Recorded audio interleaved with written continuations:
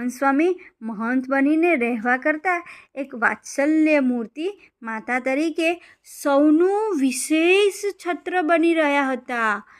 યોગીજી મહારાજ અને પ્રમુખ સ્વામી મહારાજની આજ્ઞા પ્રમાણે તેમણે નાના નાના સંતો અને સૌના જીવન ઘડતરનું હૂંફાળું આત્મીય વાતાવરણ રચી દીધું હતું. મુંબઈમાં દાદરનું એ નાનું એવું હરિમંદિર સવાર બપોર સાંજ કથા કીર્તન અને સેવા ભક્તિની અહીં હેલી વરસે. લશ્કરી શિસ્ત પાલનની એવી કોઈ કડક પાબંદી નહીં, છતાંય મહંત સ્વામીનો એક પ્રેમનો કાયદો સૌને આહ્નિક અને સેવા ભક્તિમાં ઘડિયાળના ટકોરે જોડી દે.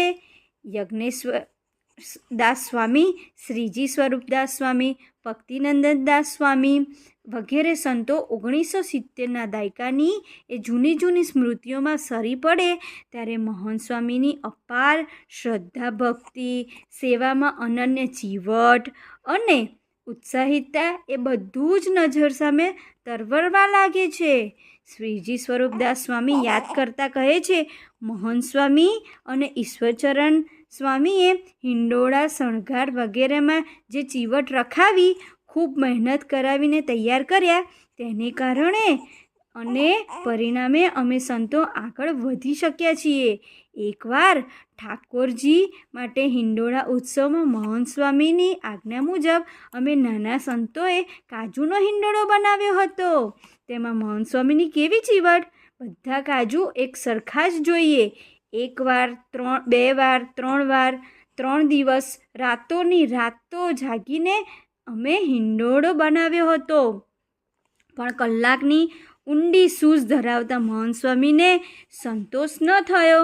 તેમણે સૌને ખૂબ હેતપૂર્વક સમજ પાડીને આખો હિંડોળો ફરીથી કરાવ્યો. ભક્તિનંદન દાસ સ્વામીએ દિવસોને યાદ કરતા કહે છે, મહંત સ્વામી મૃદુ પણ એટલા જ. ઘણીવાર રાત્રે રજાઈ શોધી લાવીને અમને ઓઢાડી દે છે.